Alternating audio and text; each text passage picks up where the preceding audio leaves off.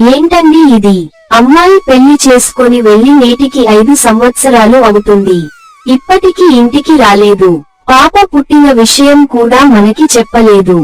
కనీసం చిన్న చిన్న వేడుకలు ఉంటాయి కదా, వాటికైనా పిలవలేదు. నాకేదో తేడాగా అనిపిస్తుందండి. మీరేమో చూద్దాంలే చేద్దాంలే అంటూ ఇక్కడే ఉంటే అక్కడ మన అమ్మాయి ఎలా ఉందో ఏంటో ఎలా తెలుస్తుంది? ఆడపిల్లని పెళ్లి చేసి అత్తారింటికి పంపించేస్తే మనం చేతులు దులుపుకోవచ్చు అనుకుంటున్నారా ఏంటి?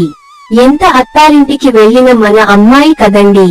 ఇలా కఠిన వాళ్లలాగా ఎలా ఉండగలుగుతున్నా అని శాంతం మాట్లాడుతుండగానే రామయ్య లోపలికి వెళ్లి లోపల ఉన్న పెట్టె నుంచి కొన్ని ఉత్తరాలు తీసుకొని వచ్చి శాంతం ముందు పెడతాడు. ఇదిగో చూడు శాంతం, ఎన్ని ఉత్తరాలు రాశానో. ఎన్ని రాసినా అవన్నీ తిరిగి మన ఇంటికి చేరుకుంటున్నాయి. దానికి కారణం అక్కడ ఉత్తరాలు ఎవరూ తీసుకోవట్లేదంట. నాకు మాత్రం అమ్మాయి మీద ప్రేమ ఉండదా శాంతం? మనవరాలిని ఎత్తుకోవాలని దాన్ని ఆడించాలని నాకు మాత్రం ఉండదా? కానీ ఏం చేస్తాం, పరిస్థితులు సహకరించాలి కదా. అప్పుడు శాంతం ఇలా అంటుంది. సరే, ఒక పని చేయండి. రేపు ఉదయాన్నే అమ్మాయి దగ్గరకు వెళ్ళిరాండి. అసలు సంగతేంటో తెలుస్తుంది కదా. సరే, అది కూడా మంచి పని. అలాగే వెళ్తాను. సరే, భోజనం పెడతాను. ఉదయాన్నే వెళ్ళాలి కదా అని రామయ్యకు భోజనం పెడుతుంది శాంతం. ఉదయాన్నే లేచి రామయ్య కూతురి ఇంటి బాట పడతాడు. రామయ్య వెళ్లిన కొద్దిసేపటికే శాంతం ఇంటి గుమ్మం దగ్గర కూర్చుని ఇలా అంటుంది. ఈయన వెళ్ళనైతే వెళ్ళాడు, కాని అక్కడ పరిస్థితి ఎలా ఉందో ఏంటో. వెళ్ళిన ఉత్తరాలు అన్ని వెనక్కి వచ్చాయంటే అసలు వాళ్ళు అక్కడ ఉంటున్నారో లేదు, లేక ముసలివాళ్లం అయ్యాం కదా, మాతో ఏం పని ఉంటుంది అని అనుకుంటున్నారా? లేకపోతే ఇంకేమైనా సమస్య వచ్చి ఉండవచ్చా? చెప్పి మమ్మల్ని బాధ పెట్టడం ఇష్టం లేక దూరంగా ఉంటున్నారా అని వెంటనే లేచి దేవుడి దగ్గరకు వెళ్లి, దేవుడా, నువ్వే దిక్కు. నా బిడ్డకు ఏ ఇబ్బంది రాకుండా చూడు తండ్రి. దానికి ఏ సమస్య వచ్చిందో ఏంటో, ఆ సమస్య నువ్వు తీర్చావంటే నీ గుడికొచ్చి నా మొక్కు తీర్చుకుంటా అని దేవుణ్ణి వేడుకుంటుంది శాంతం. అలా రోజంతా గడిచిపోతుంది. సాయంత్రం అవడంతో తన భర్త ఇంకా ఇంటికి రాకపోవడంతో కంగారు పడుతూ ఇంటి గుమ్మం దగ్గర ఎదురు చూస్తూ ఉంటుంది. అప్పుడే రామయ్య తన కూతురు మనవరాలితో వస్తున్నట్లు కనిపిస్తుంది. దాంతో శాంతంకు అంతులేని సంతోషంతో ఎగిరి గంతేసిన పని చేస్తుంది. కూతురు ఇంటి దగ్గరకు రాకముందే తనతో ఇలా అంటుంది. రాధా, ఏంటి ఇన్ని రోజులు ఉత్తరం లేదు, కబురు లేదు? అసలు నీకు అమ్మా నాన్న ఉన్నామని గుర్తున్నామా లేదా? కనీసం నువ్వు గర్భవతివి అయ్యావన్న విషయానికి కూడా నువ్వు చెప్పకపోతే ఎలాగమ్మా? నీ కూతురు చూడు, మేము చూడకుండానే ఇంత పెద్దగా అయిపోయిందో. అయ్యో, నా మొహం మండ పిచ్చిదాన్ని. మీరొచ్చిన సంతోషంలో ఇంట్లోకి తీసుకుపోకుండా ఇలానే బజారులో నిలబెట్టి మాట్లాడుతున్నా. పదండి, లోపలికి పోదాం అని రాధ కూతురిని చేతిలోకి తీసుకోవాలని చూడగానే రాధ ఆపేసి, అమ్మా, ఆపవే నీ నాటకాలు. మీరు నన్ను చూడకపోతే ఏం మునిగిపోయింది? ఈయన్ని ఇంటికి పంపించావ్. ఈయన అక్కడికి వచ్చి నా కూతురిని పంపించండి అనగానే వాళ్ళు పంపించేశారు. నేను రాకపోతే ఇక్కడ మునిగిపోయేవి ఏమైనా ఉన్నాయా? మా ఇల్లు ఇంద్రభవనం లాగా ఉంటుంది. అక్కడి నుంచి కూలిపోవడానికి సిద్ధంగా ఉన్న గుడిసెలోకి రమ్మంటున్నారు. అక్కడ మేము ఎలా బ్రతుకుతామో తెలుసా? ఇలా ఇరుకు గదుల్లో బ్రతకమంటే ఎంత కష్టమో తెలుసా? నువ్వు అంత గొప్పగా బ్రతకాలనే కదా తల్లి మేము ఆ సంబంధం వెతికి మరీ చేసింది.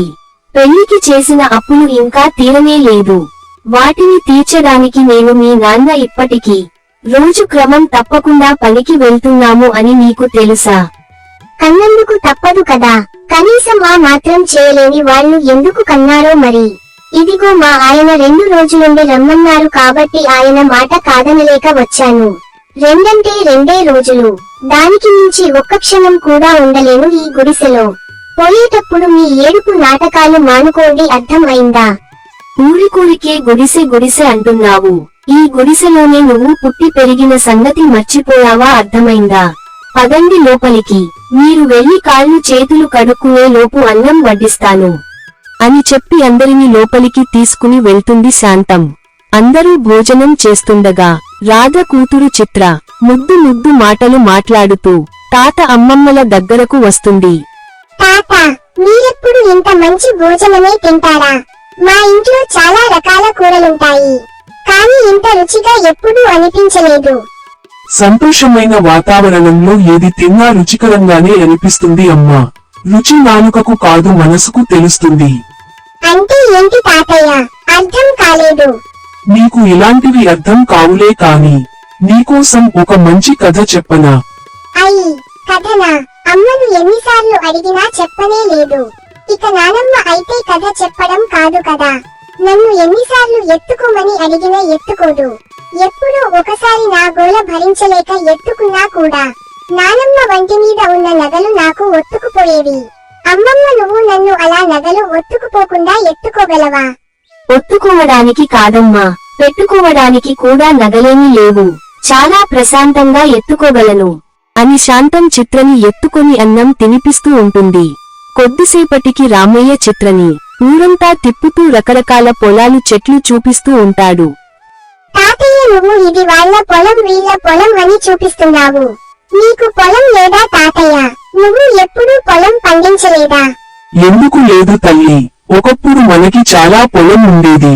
మన పొలంలో పండిన పంట చూసి ఊరందరి కళ్ళు మన పొలం మీదే ఉండేవి తెలుసా? అవునా? ఇప్పుడా పొలం ఏమైంది తాతయ్య?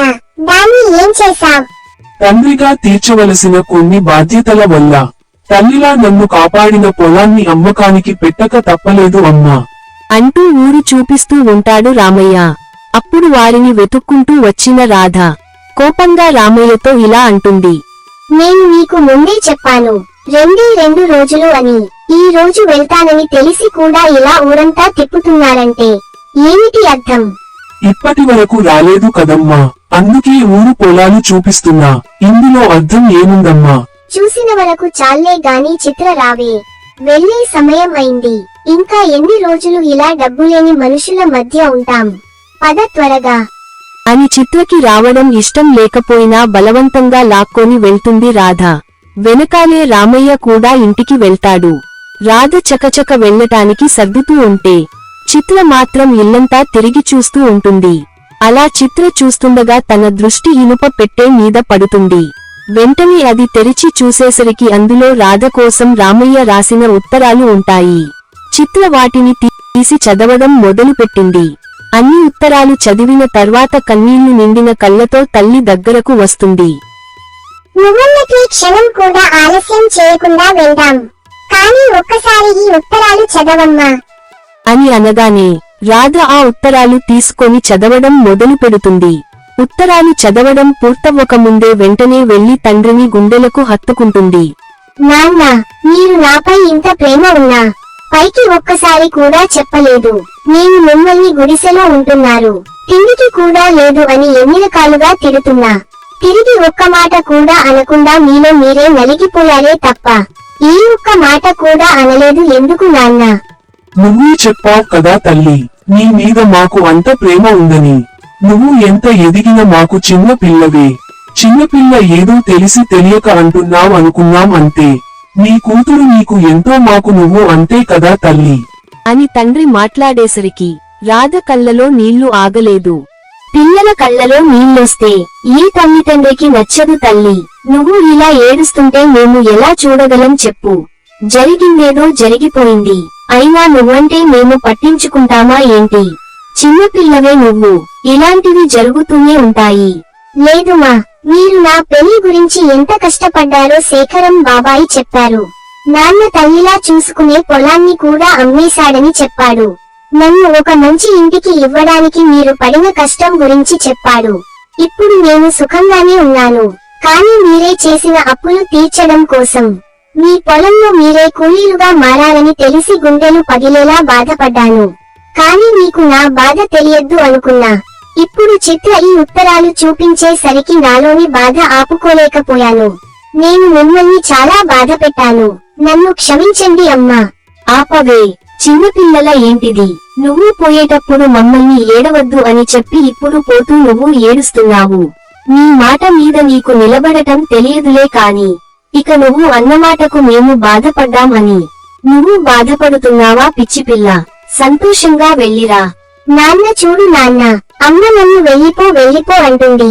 చూడు శాంతమ్మ, నేను మా నాన్న దగ్గర ఒక నెల రోజులు ఉండాలని అనుకుంటున్నా. నీకేమైనా అభ్యంతరం ఉంటే నువ్వే ఇంట్లో నుంచి వెళ్ళిపో అని అంటుంది రాధ నవ్వుకుంటూ. రాధ మాటలకు అందరూ సంతోషంగా నవ్వుకుంటూ ఉంటారు. రాధలో మార్పు రావడంతో అందరూ సంతోషంగా ప్రేమగా ఉంటారు. ఇది ఇవాల్టి కథ. మరొక కథలో మళ్ళీ కలుసుకుందాం. నమస్కారం. మన వీడియోస్ చాలా మంది చూస్తున్నారు కానీ సబ్స్క్రైబ్ చేయడం మర్చిపోతున్నారు.